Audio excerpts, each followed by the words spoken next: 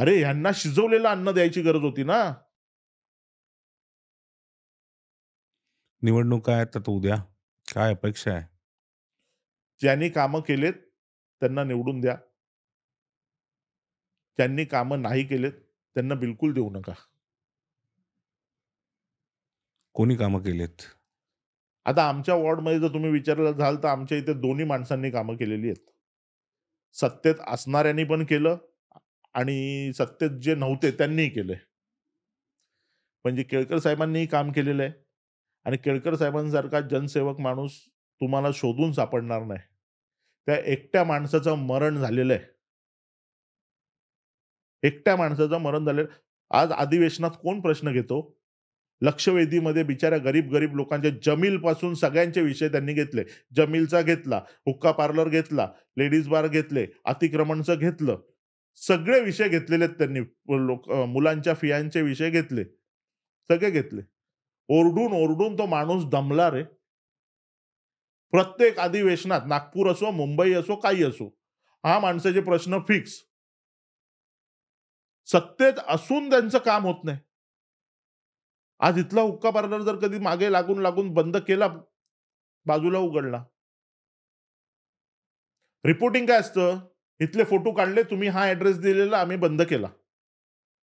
त्याच्या बाजूला 2 गाळे सोडून परत चालू झाला. त्याची थोडी तुम्ही कंप्लेंट केली. मग आता त्याची कंप्लेंट करा परत. पण अधिवेशनामध्ये बोलणं आणि प्रत्यक्ष रस्त्यावर उतरणं. मग आता असंच झालेलं आहे ना, की अधिवेशनात बोलणं आणि प्रत्यक्ष रस्त्यात उतरणं, रस्त्यात उतरून पण जरी एखाद्या म्हणजे नक्कीच कुठून तरी हात आहे ना कोणाचा तरी कोणावर. हे सगळे कोणाची कामं चालतात ही? अनधिकृत बांधकाम, ड्रग्स, लेडीज बार, तुमचे हुक्का पार्लर हे कोणाचे आहेत सगळे? हे अख्ख्या ठाणेकरांना माहिती आहे. ह्याच्यावरती कोणाचे वरद असतंय. त्यांना ही लोकं लागतात ना. इथे जी काम करणारे गडदुल्ले, फडदुल्ले यांना लागतात. त्यांच्या आंदोलनात, त्यांच्या मारामारी करणं, इथे काय करायचं, तोडफोड करायची असेल, तिथे दादागिरी करायची असेल, तिथे ही लोकं लागतात त्यांना. याच्यात ठाण्याचं नुकसान नाही होत का? ठाणेकरांचं नुकसान होतंय. ठाणेकरांचं नुकसान होतंय. आर्थिक बाबतीत, मानसिक बाबतीत, सगळ्या बाबतीत. आज अख्ख्या ठाण्यात डिव्हायडर करून ठेवले तुम्ही. बिलं काढली फक्त. तुम्ही फक्त टेंडर काढू शकता आणि बिलं काढू शकता. 40% वाटण्यात जातात. माझे माहितीचे अधिकार कितीतरी पडलेले आहेत. अरे तुम्ही सरळ कामं घेता. आता तुम्ही सांगा गडकरी रंगायतन 30 कोटी रुपयाच्या आतमध्ये टेंडर काढलंय. काहीतरी 25 का 30 कोटी रुपये रिपेअरिंगचं. 3 महिन्यात काम पूर्ण करायचं होतं. त्याच्या आधी टेंडर निघालं, एकानेच भरलं म्हणून ते कॅन्सल झालं. परत रिकॉल होणार होतं. सीएम साहेबांनी स्वतःच्या पॉवरवरती मुंबईच्या 2 माणसांना ते टेंडर दिलं. आता तुम्ही मला सांगा 30 कोटीमध्ये मी त्यांना बोलतो, की मी स्वतः घेतो चला 10 कोटीमध्ये रिपेअर करायचं. रिपेअर करायचं तुम्ही 30 कोटीला दिले. 10 कोटीत मी तोडतो पूर्ण, नवीन बांधून देतो तुम्हाला. अरे आज रुस्तमजी झालं, रहेजा झालं, ओबेरॉय झालं, दोस्ती झालं, लोढा झालं. पर स्क्वेअर फीट भाव काय असेल कन्स्ट्रक्शनचा? ₹6,000. आज आमची पण कन्स्ट्रक्शन कंपनी आहे. 5,000 ते ₹6,000. काल्हेर कशेरीला गेलं तर ₹2,000 स्क्वेअर फीट भाव चालू आहे. कसला? Construction cost. आज आपण जे आता मी तुम्हाला जी नावं घेतली, रुस्तमजी पासून सगळे टॉपचे ₹6,000 असेल. गडकरी रंगायतन किती स्क्वेअर फीटमध्ये असेल? ₹6,000 गुणिले करा किती होतात? आज तुम्ही रेड लॉन सारख्या अशा खुर्च्या जर घ्यायला गेलात तुम्ही मार्केटमध्ये, ₹8,000 ला ती रिक्लायनरची खुर्ची भेटते. 8,000 10,000 ला नवीन. 1000 खुर्च्या असतील तर किती रुपये बिल झालं? 1000 तर बसणार नाही तिथे. पण आपली कॅपॅसिटी साध्या खुर्च्यांची बसायची गडकरीची 1000 ची आहे. तुम्ही नवीन जर कधी रिक्लायनर लावल्या तर 10,000 प्रमाणे करा ना किती झाले? आणि तुम्ही तर रिपेअर करणार आहात. नवीन पण नाही लावणार आहात. अरे 10-15 कोटीमध्ये चांदीचा पत्रा लावून ठेवून दिला असता गडकरीला आम्ही. अरे भीक लागली तुम्हाला या दिवाळीला लाइटिंग बघितलीत का तुम्ही? तळापाईला दरवेळी दिवाळीला लाइटिंग व्हायची. अख्ख्या ब्रिजवरती लाइटिंग व्हायची. ते मोर-बीर, फुलपाखरं गेली, सगळी तुटून, फुटून, उडून गेली. मग ना त्याच्या लाईटी राहिल्या, अर्धे पंख राहिले, डोळा राहिला, कोणाचं काय राहिलं, कोणाच्या बापाने बिलं काढलेली ती? कोणाचं काम होतं? कोणी दिलं होतं ते काम? त्याला वॉरंटी, गॅरंटी काय होती की नाही?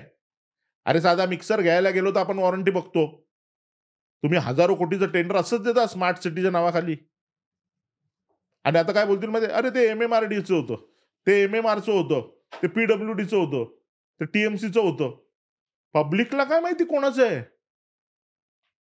आम्हाला नाही माहिती. आम्हाला फक्त माहिती आहे ठाण्याचं आहे. लाडकी बहीण, पैसे आमचे. लाडकी बहीण तुम्ही देताय चांगलं गोष्ट आहे. कोणत्या जरी महिलेला किंवा कोणाला जर गरीब माणसाला ते पैसे भेटत असतील तर चांगली गोष्ट आहे. यांनी लाडक्या बहिणी म्हणजे आता ह्याच्यात आहे ना ज्यांना 25,000 पगार आहे ना, त्यांनी पण फॉर्म भरले. त्यांनी काय त्यात शहानिशा केली. ते तर सोडून द्या. 2-3 वर्ष झाली विधवा महिलांना पैसे भेटायचे ₹18,000 वर्षाला. वर्षाला ₹18,000 2-3 वर्ष झाली ते भेटत नाहीयेत. म्हणजे तुम्ही ते कट केले आणि इथे दिले. पॉलिटिकल फायद्यासाठी आहे का हे सगळं? सगळं फायद्यासाठी आहे. काही नाही ह्याच्यात. तुम्ही स्वतः तुमचं कमवा. अरे रोजगार द्या ना लोकांना. रोजगार द्या. तुमच्याकडे काय भिकारी म्हणून भीक मागायला आले का ते लोकं? आणि ज्यांना पाहिजे त्यांना द्या ना. ज्यांना पाहिजे त्यांना द्या. त्यांना म्हणजे उपाशी राहून ती लोकं आजारी पडायला लागली. त्यांना नीट जेवण भेटत नाही. महागाई तुम्ही एवढी वाढवलेली आहे. टोल माफी झाली आहे. टोल माफी कसं बघता याच्याकडे? ते आज नाही तर उद्या होणारच होती. त्याला टाईम लिमिट असते काहीतरी. त्याला मर्यादा होती 10 वर्ष, 15 वर्ष टोल वसुलीची. त्यात पण रूल होते. 30 किलोमीटरच्या, 20 किलोमीटरच्या अंतरापर्यंत एकच टोल पाहिजे. इथे तर ऐरोलीत पण टोल आणि इथे पण टोल. मुलुंड चेक नाक्याला. तिथून 20 किलोमीटर होतं का आपलं तीनात नाका. पुढे तिकडे टोल. मनमानी चालू आहे. तुम्ही कुठे अरे टोलवरनं बरं झालं सांगितलंत. तुम्ही मला सांगा आज तुमच्या इथे सी लिंक केलंय तुम्हाला? C link. सी लिंकला तुम्हाला टोल आहे. आता तो नवीन ब्रिज झालाय त्याला टोल आहे. कसलं आमचं अटल काय आहे ब्रिज आहे अटल त्याला. सेतू. अटल सेतूला तुम्हाला टोल आहे. गोव्यात गेलात का कधी? गोव्यात 4-4 माळ्याचे ब्रिज आहेत. टोल आहे का अख्ख्या गोव्यामध्ये कुठे? अख्ख्या गोव्यात टोल आहे का कुठे? मग त्यांनी काय फुकट बांधले ब्रिज? तुमच्या 2 खासदारांचा एरिया आहे. 2 खासदार आहेत फक्त गोव्यामध्ये. अख्ख्या गोवा राज्यात खासदार किती? 2. आमदार किती? 40. तुमच्या ठाणे जिल्हा एवढा थोडा मोठा असेल. म्हणजे जुना जर ठाणे जिल्हा पकडलात तर पालघर, ठाणे. तेवढा गोवा आहे. आणि त्याच्यात त्यांनी एवढे मोठमोठे ब्रिज बांधलेले आहेत. ते नाही घेत टोल. मी तर बोलतो त्यांनी बाहेरच्या गाड्यांकडनं तरी घ्यायला पाहिजे होता. अरे तुम्ही तर इथून आम्हाला जर कधी कोपरीतून जर कधी आम्हाला मुलुंड ईस्टला जायचं तर आम्हाला टोल भरायला लागतो. तुम्ही तर इंग्रजांच्या पण पुढे गेलेले आहात. ही व्यवस्था सुधारली पाहिजे का? इंग्रज परत आले पाहिजेत. आमच्या क्रांतिकारी लोकांनी बिचाऱ्यांनी 1% द्यायचे. वार्षिक किती द्यायचे आपण? Googleवर जरा सर्च मारा सगळ्यांनी आणि सगळ्यांनी मारा. Googleवर सर्च मारा. इंग्रज आपल्याकडनं किती टॅक्स घ्यायचे माहिती आहे का तुम्हाला? वर्षाला 1%. वर्षाला 1% द्यायचो आपण 1,500 काहीतरी कमवायचे ना त्यांच्यावरती होता. 1%. आज किती देतोय आपण? 30%. मग तुम्ही मला सांगा आता क्रांतिकारी कुठे गेले? 1% साठी लढणारे इंग्रजांशी आणि जर तेव्हा जर 1% दिला ना, प्रेमाने दिला असता, तर इंग्रजांनी मारझोड नसती केली. आता ईडी येते लगेच. मग? आणि तरी तुमचे क्रांतिकारी झोपलेत. आमचे क्रांतिकारी बघा व्हाईटमध्ये फिरतायत. काही अर्थ नाही राहिलेला आहे. सगळा घोळ आहे. तुम्हाला ना त्यांनी हॉस्पिटल दिलं, ना त्यांना राहण्यासाठी सुविधा दिल्या, ना तुम्हाला त्यांनी राशन दिलं. काही दिलेलं नाही. कोणत्याच सरकारने नाही दिले 75 वर्षात. दलबद्री सगळे चोर आहेत. सगळे चोर. याला गद्दार बोल, माझा बाप चोरला, माझा धनुष चोरलं, माझा हात चोरला, माझं घड्याळ चोरलं. या लहान मुलांसारखं आता काय हे? हे राजकारण आहे. आणि गद्दार-बिद्दार कोणाला काय कशाबद्दल? इतिहास आहे. गद्दारी पहिले कोणी केली? गद्दारीची सुरुवात केली कोणी? पहिल्यापासूनचा इतिहास काढा ना. जिथे भगतसिंगला एक दिवस आधी तुम्ही फाशी देता. तुम्हाला इंग्रज अधिकारी बोलतो, की ठीक आहे तुम्ही याच्यात एक गोष्ट नाही लिहिलेली आहे बटवाऱ्यामध्ये. जर ते जर लिहिलं तरी आम्ही सोडू शकतो. नाही त्याच्याबद्दल मला काही बोलायचं नाही. ही गद्दारी नव्हती. सगळ्यात जास्त वोट पहिल्यांदा पंतप्रधानांना कोणाला पडले होते? ज्याला एक वोट होता त्याला तुम्ही पंतप्रधान बनवता? ही लोकशाही तुमची. आणि सरळ सांगता तुम्ही नका होऊ, याला होऊ दे. आणि तुम्ही बाता करता गद्दारीच्या? तुम्हाला लाज वाटली पाहिजे. उद्या निवडणुका आहेत. काय अपेक्षा असणार आहे? काय व्हावं? लोकांनी काय करावं? काहीतरी बदल करा, मी हेच बोलेन. नवीन नवीन काहीतरी बदल करा. जे काम करणारे आहेत ना, त्यांना पुढे आणा. जे काम करणारे आहेत त्यांना पुढे आणा. बाकीच्यांना मागे राहू दे. पण काम करणाऱ्यांना पुढे आणा. गरज आहे आता. आणि आता नाही तुम्ही केलत ना, तुम्ही मराल रे सगळेजण. तुम्हाला माहिती नाही तुम्हाला काय करतील. बदल पाहिजे म्हणजे पाहिजेच. नाहीतर तुम्ही मरून जाल.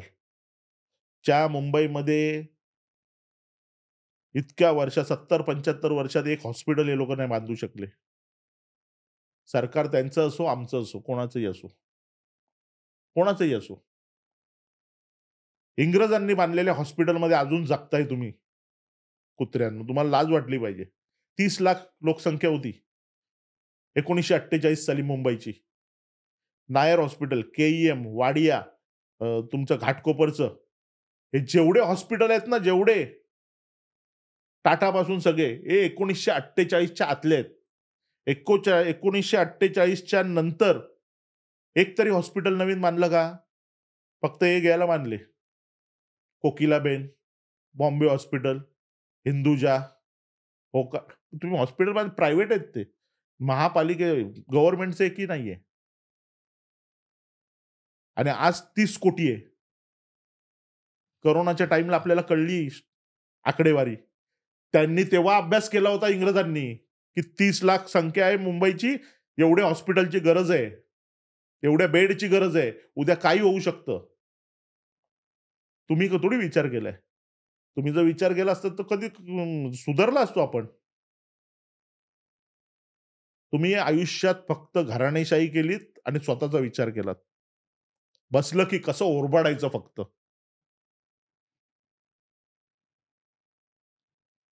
उद्याच्या दिवसानंतर काय बदल होईल तुम्हाला अपेक्षा आहे? बदल व्हायला पाहिजे म्हणून आज बोलतोय मी. बदल व्हायला पाहिजे. विचार करा आणि मतदान करा. आणि मेन म्हणजे सगळ्यांनी उतरून मतदान करा. मतदानाच्या दिवशी सुट्टी आहे म्हणून चालले 3 दिवस, आता 3 दिवस ड्राय डे आहे, चला बाहेर फिरायला.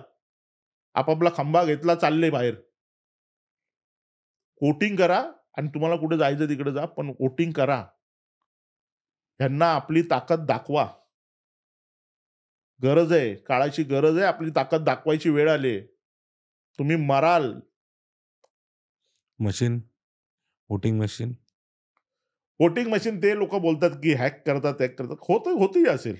आज जर कधी आमचे मोबाईल हॅक होतात, तर वोटिंग मशीन का नाही हॅक होणार? होऊ शकतं. कारण मोबाईल जर हॅक होतो, तर मग वोटिंग मशीन नाही होणार का? ती पण इलेक्ट्रिकच आहे ना. होऊ शकतं. पण खूप आपण सगळ्यांनी प्रयत्न केला पाहिजे करायचा. आता तिथे कसे तुमचे बूथ प्रमुख आहेत. वोटिंग किती पर्सेंट झाली? किती लोकांनी केली? जर सगळे उतरले तर काय फ्रॉड करू शकता तुम्ही? तर तिथे 100% मतदान झालं, तर तुम्ही फ्रॉड कसा करणार? उद्या प्रामाणिकपणे वोटिंग झाली, तर रिझल्ट प्रामाणिकपणे लागेल वाटतं? आता ती आपण अपेक्षा करू शकतो फक्त. प्रामाणिकपणे वोटिंग झाली, तर प्रामाणिकपणे रिझल्ट लागेल. आणि लागल्यानंतर प्रामाणिकपणे सत्ता चालायला पाहिजे. नाहीतर हा परत गेला त्याच्याकडे, तो गेला सोम्याकडे, हा गेला गोम्याकडे झालं. मग सत्यानाश परत. ते तर होणारच आहे. मग ते होणारच आहे आणि हे होणारच. तुम्ही नाही, आम्ही नाही, कोणी नाही रोखू शकत. माणसाला तोंड दिले तो खाणारच ना. तो खाणार. पण काय माझं म्हणणं काय माहिती खा. खावं माणसाने. नाही, नाही बोलत मी. खावं. पण खाल्ल्यानंतर काम पण तर करा. काम पण करा ना. काय गरज आहे 40% खायची तुम्हाला? 20% खा. त्या कॉन्ट्रॅक्टरला पैसाच राहत नाही, तो काय चांगलं काम करणार आहे तुमचं? एक तरी रस्ता तुम्ही ब्रिज बांधा. तुम्ही ब्रिज बांधल्यानंतर त्याच्यावरती पहिलेच का नाही काँक्रीट करून घेत? तुम्ही आधी डांबरी करणार आणि मग परत तो ब्रिज बंद ठेवणार आणि तो खड्डे पडले म्हणून परत काँक्रीट करणार. म्हणजे हे एवढे मूर्ख लोक आहेत का? यांना कळत नाही का, की हे लोकं कमाई करायला बसलेत म्हणून? तोच फुटपाथ उखडतात, तोच परत लावता आणि नेरू घ्यायचा, लावायचा. झालं नवीन फुटपाथ. तिथे मेजरमेंट घेतली, टाकली बिलं. पण लोकांनाही या गोष्टी समजतात, पण कळतात, पण वळत नाहीत.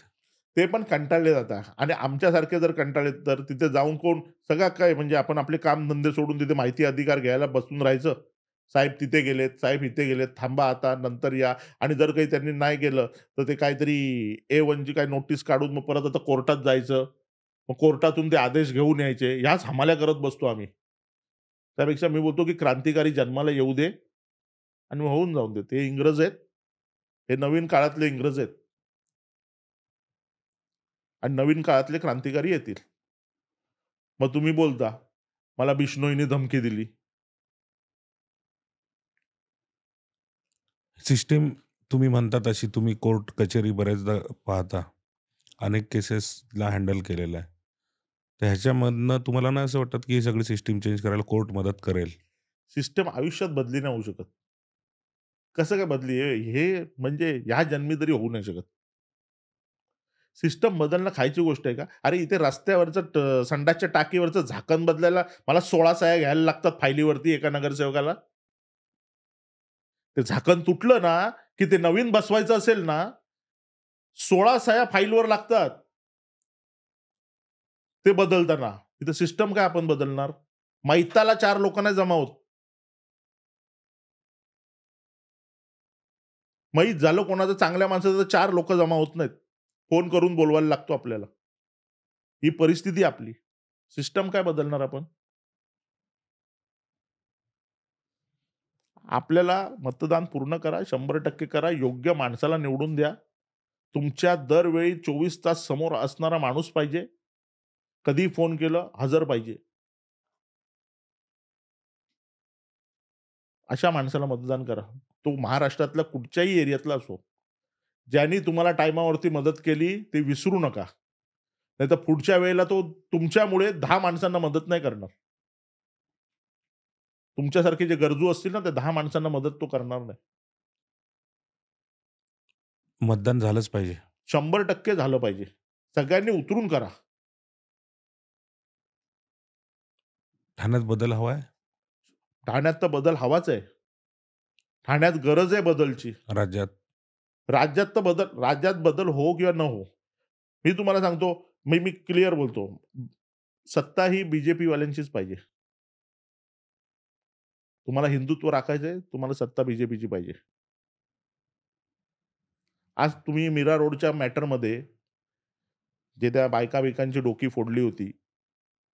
राम मंदिरच्या नावाने जेव्हा ते घेऊन रॅली घेऊन फिरत होते. 2-4 गाड्या फिरत होत्या. त्यांची डोकी फोडली. ते केसबद्दल आता कोणाला विचारा, काय माहिती आहे का? कोणी विचारलं? कोणत्या नेत्याला कोणत्यातरी ना नेत्यासमोर माईक घेऊन जा आणि विचारा, "या केसचं आता काय चालू आहे हो?" मीरा रोड मॅटर झालेलं माहिती आहे का तुम्हाला काय चालू आहे ते? तेव्हा आमचे सुनील तिवारी वकील, एक मीरा रोडचे मिश्रा वकील हे फाईट करत होते आणि आपल्या हिंदू वकिलांपैकी 3 ते 4 वकील त्यांचे 40 वकील आर्ग्युमेंटला. सरकारने लोकांना वाटतं सरकारने सपोर्ट नाही करत, काय नाही करत, हे नाही करत. कोणाला नाही, तुम्हाला नाही माहिती. आपली क्रॉस कंप्लेंट झालेली. आपली पोरं दुसऱ्या दिवशी सुटली. दुसऱ्या दिवशी. आजची तारीख आहे. किती महिने झाले बघा, ते आतमध्ये सडतायत. शासनाने फडणवीस साहेबांनी वकील दिलाय मुंबईचा एक म्हात्रे म्हणून. फाडून टाकली त्यांनी इकडे सगळ्यांची. बेल रिजेक्ट सगळ्या. हायकोर्टमध्ये बेल रिजेक्ट. अजून पण ते आत चढतायत. दहशत पाहिजे. आणि ही दहशत सगळ्या केसेसमध्ये पाहिजे. फक्त राम मंदिर किंवा हिंदू मुस्लिम म्हणून नाही पाहिजे. त्यांनी चुकीचं केलेलं, त्यांना शिक्षा भेटली. आम्ही हाजुरीच्या मध्ये आलो का मॅटरमध्ये? खोटं होतं. तिथे एक जे होतं ते खरं होतं, जी पहिली घटना घडली ती. नंतर तुम्ही त्याला जर रूप रंग देत असाल, तर त्यात कोण तुमच्या बरोबर येणार नाहीये. एखाद्या बाईवरती तुम्ही हात टाको किंवा मुसलमानने हात टाको. चूक चूक आहे. तुम्ही त्याला जर रंगवत असाल, तर ते चुकीचं आहे.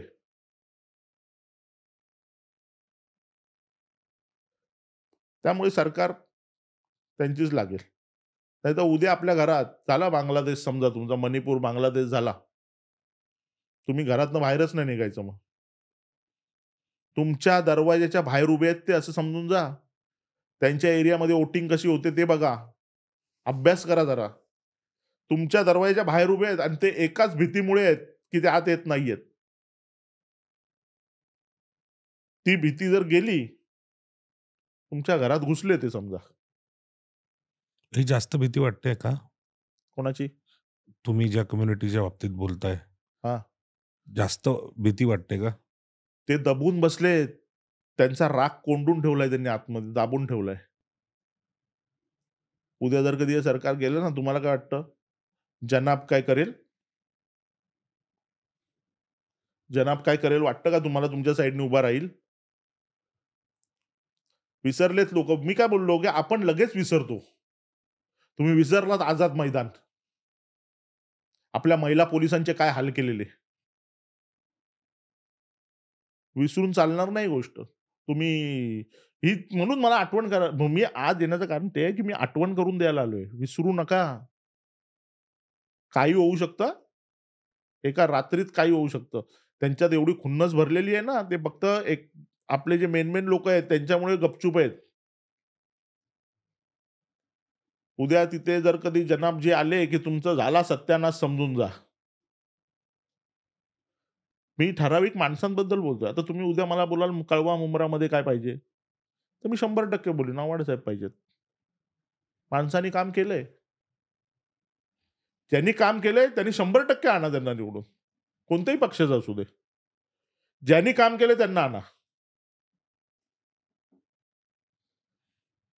ज्यांनी नाही केले ते, ते नेते. लाथा मारून हाकलून द्या त्यांना. लाथा मारून हाकलून द्या. आले ना चापटवायचे त्यांना. यायचं नाही ते. 5 वर्षांनी एकदा येतो का इथे? या रॅल्या निघतात तुम्हाला वाटत नाही का हो? दर महिन्यातून एकदा निघावी. जसं तुम्ही आता वोट मागायला सगळ्या एरियामध्ये फिरता आणि 5 वर्षांनी परत आता मी मी मी- मला म्हणजे मी तर ना जाऊच नाही शकत घरातून. मी घरातून बाहेर नाही पडणार. तर मी असं केलं तर. आणि तुम्ही निर्लज्जसारखे 5 वर्षांनी परत एरियामध्ये राउंड मारायला निघता.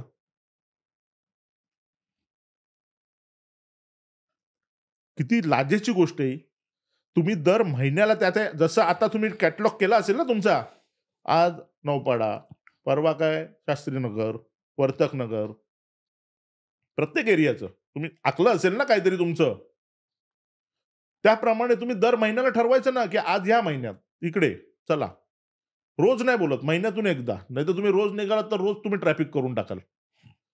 त्यामुळे रविवारचा एक दिवस ठरवा. सुट्टीच्या दिवशी त्या एरियामध्ये जायचं, तिथल्या लोकांच्या समस्या समजून घ्या. अरे, एवढी सत्ता असून पण तुम्हाला ठाण्याला पालकमंत्री नाही भेटत म्हणजे तुम्हाला लाजेची, बेशरमेची गोष्ट आहे. समजलं का? ठाण्यात पालकमंत्री कोण दिलाय? शंभूराजे देसाई. साताऱ्याचा. किती दिवस होते आपल्याकडे? पब्लिकला विचारा जरा माहिती तरी आहे का पालकमंत्री कोण आहे ठाण्याचा? केळकर साहेब, प्रताप सरनाईक, रवी फाटक, निरंजन डावखरे, अ, अजून आपले मीरा रोडचे असतील, कल्याण डोंबिवलीचे असतील आणि भिवंडीचे असतील. तुम्हाला एक पण आमदार योग्य नाही वाटला पालकमंत्री होण्याच्या लायकीचा? तुमचेच आहेत ना सगळे हे. सगळे आमदार तुमच्या सत्ताधाऱ्यांचे आहेत. मग तुम्हाला वाटलं ना ठाणे जिल्ह्यातला एक तरी आमदार आपल्या इकडचा व्हावा? आम्ही प्रश्न घेऊन जाणार कुठे? साताऱ्यात जाऊ.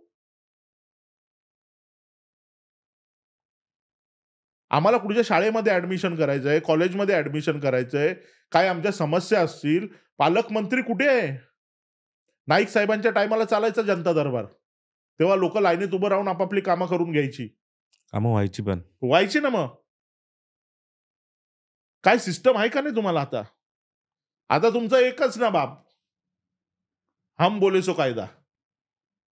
आणि काय असतं माहिती का? राजा चांगला असतो. त्याच्या खालच्या किटल्या आहेत ना, त्या भिकारचोट. त्या राजापर्यंत मेसेजच जात नाही. किटल्यांचा त्रास तर सगळ्यांनाच आहे. सगळ्यांना आहे ना मग. पण राजाला पण अक्कल पाहिजे. आपले प्यादे खाली सोडून द्यावे ग्राउंड लेव्हलला. राज्यात काय चाललंय, काय नाही चाललंय माहिती पाहिजे. फक्त हलक्या कानाचे आणून नाही ठेवावे. आहे का? माहिती आहे का तुम्हाला तुमच्या वॉर्डात काय चाललंय, कुठे काय चाललंय, काय घटना घडली, काय नाही घडली? राजा चांगला आहे. किटल्या वाट लावतायत. किटल्या वरपर्यंत काय जाऊनच देत नाहीयेत. आणि कॉमन सेन्सची गोष्ट आहे. आता आम्ही पण साधारण समाजसेवक सारखे वागतो. म्हणजे आमच्या इथे एरियातल्या लोकांची कामं करणं, तर 12 तास आम्हाला पुरत नाहीत. आज जर कधी कोण मुख्यमंत्री आहे, उपमुख्यमंत्री आहेत, त्यांच्याकडे किती लोडणं असेल. त्यांना किती कामाचं प्रेशर असेल. ठराविक सिस्टम पाहिजे. या दिवशी या एरियातल्या लोकांनी यायचं. काय तुझ्या एरियामध्ये प्रॉब्लेम आहे? हे प्रॉब्लेम आहे. ते लगेच मार्गी लावा. इथे काय कोणाचा नाही मेंढ्या आम्ही कुठे जाऊ? साताऱ्याला जाऊ शंभूराजांना भेटायला? इकडे एक शाळा आणि कॉलेज मेंढे डोनेशन नाही. तुमच्या एवढे मोठमोठे ठाण्यामध्ये हॉस्पिटल आहेत. त्याच्यात कोटा असतो गरिबांसाठी. तो कोटा यांचीच लोकं वापरतात. कधी पण जा यांचे बेड फुल. ती महात्मा फुले योजना कुठे गेली मेडिकलची? 5,00,000 पर्यंत फ्री उपचार. कुठे? शिवाजीला? का सिव्हिलला? सिव्हिलमध्ये 4 कोटी का किती लाखाचं टेंडर काढलं. 40,00,000चं आता एफ-आय-आर झालेली आहे. कोर्टात केस आहे. टाउन पोलिस स्टेशनला नोंद झाली. गोळ्या मागवलेल्या. गोळ्या कसल्या? याची पावडर ग्लुकोजची. त्यांनी गोळ्या बनवल्या आणि बिल काढून घेतले. फूड अँड ड्रगवाल्यांना सांगून रेड मारली. रेड मारून माल पकडला. फ्रॉड माल निघाला. गुन्हा दाखल झाला. आरोपी आत गेले. 4-4 कोटी अरे पण तुम्ही आता ह्यांचे पण फ्रॉड करून गोळ्या औषधांची बिलं काढायला लागले. तिथे ते बोलतात, "आम्ही बरे नाही होत." बरा होशील कसं? तू ग्लुकोजची गोळी खातोयस, लिमलेटची का? अशी हालत करून ठेवली यांनी. सगळ्यात खातायत. तुम्ही इलेक्शन लढा ना मग एवढं सगळं चीड आहे तर. इलेक्शन लढून पहिली गोष्ट आपण लोकांना टाईम देऊ शकतो का? हे पहिले. आणि आपण मग मर्यादित राहतो. आता मी इथे इलेक्शन लढून मी ह्या एरियापुरती मर्यादित झालो. आता मी कोणाच्याही एरियात जाऊन तमाशा करू शकतो. आता माझ्याकडे दिवाळीसाठी लोकांनी पाठवलं होतं. ते ट्रेनमध्ये ज्या वस्तू विकतात, अपंग लोकं, अंध लोकं, फणी विक, पेन विक, फोनच्या वायरी विक, हेडफोन विक. त्या लोकांना यांनी विचार केलेला ट्रेन बंद होत्या तेव्हा कोरोना काळात त्यांची हालत काय झाली असेल? ती एक कमिटी आहे. त्या कमिटी मेंबरना आता मी बोलवलेलं होतं, पण आता आचारसंहिता होती म्हणून मी बोललो दिलं तर परत बोलतील कोणत्यातरी पक्षातर्फे देतोय. हे काय माझे वोटर्स नाहीयेत. एक राहतो गोवंडी, दुसरा मानखुर्द, सायन, कुर्ला, दिवा.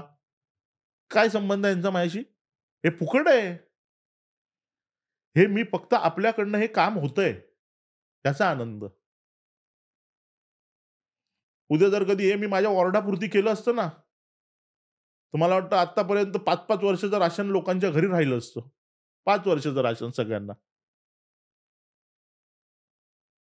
दादागिरी योग्य ठिकाणी केली की योग्य होतं. दिघे साहेबांच्या आईला आज रोज हार घातला जातो की नाही? घातला जातो. रोज आईला धुतलं एक शिवसैनिकांनी, कट्टर शिवसैनिकांनी मला तक्रार केलेली. दिघे साहेबांचा वाढदिवस आहे, तर आई त्यांची धुळीत आहे आणि तिथे कोण लक्ष देत नाही. पहिले दिघे साहेब होते, तर तिथे हार घालायचे, लाइटिंग करायचे. मी येऊन एकदा केलं. आज पण होतो. रोज आईला हार घातला जातो आणि आईची मूर्ती धुतली जाते. कोण ना कोण तिथे असेल ना 2 नंबरवाला. रोज हार नाही आला ना, तू बंद तुझं. मी तर बंद करू शकत नाही. त्याच्यावरनं बऱ्याच जणांची पोटं चाललेत.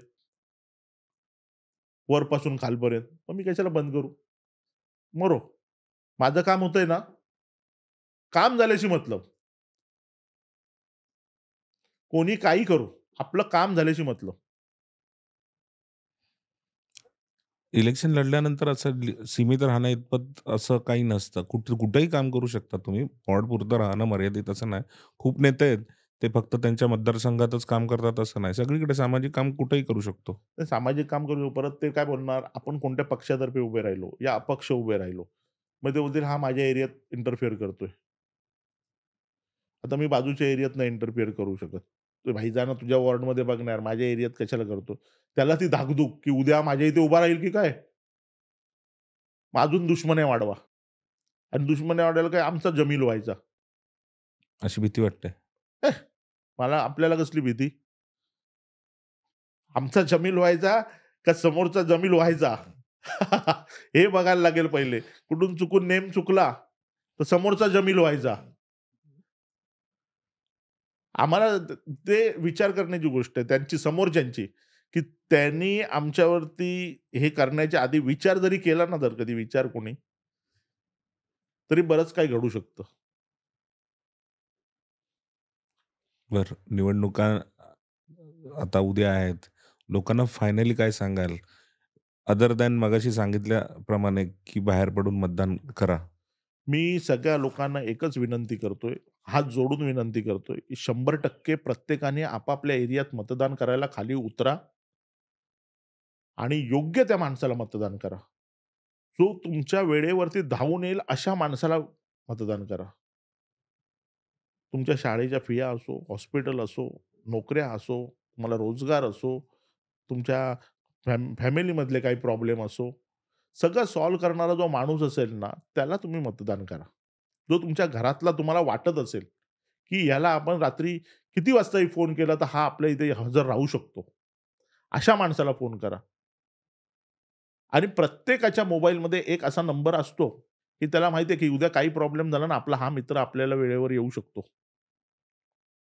तसाच एक माणूस तुम्ही बाहेरही ठेवा, की हा माणूस आपल्या बाहेरच्या कामासाठी येऊ शकतो आणि अशा माणसाला मतदान करा. नमस्कार, मी सगळ्यांना एकच विनंती करीन, की सगळ्यांनी उद्या खाली उतरून मतदान करावे आणि मतदाराचा आपला हक्क बजावा. योग्य माणसाला मतदान करा. योग्य वेळी, योग्य टायमाला, योग्य ठिकाणी जो तुमच्यासाठी उभा राहील, अशा माणसाला मतदान करा. हीच मी तुम्हाला विनंती करतोय. धन्यवाद. Thank you. Thank you.